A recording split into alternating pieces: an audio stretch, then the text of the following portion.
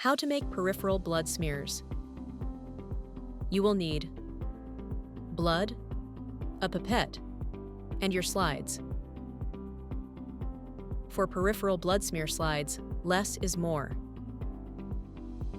You will need just 1 drop of blood on the slide. Then grab a second slide. Angle it, and you're going to pull back. Let the blood spread and push forward. Let's do another example. Place a drop of blood. Grab a second slide. Angle it and pull back. Let the blood spread and push forward. Let your slides dry, then label the frosted side of the slide with a pencil. And that's all there is to making perfect blood slides.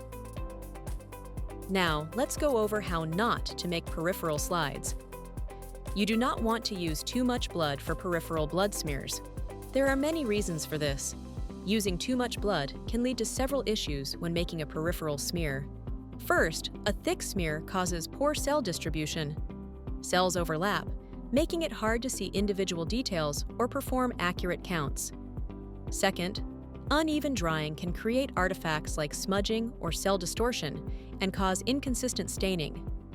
Third, thick smears don't stain evenly, making it difficult to assess cell morphology. And finally, it wastes time and materials, since thick smears often need to be redone.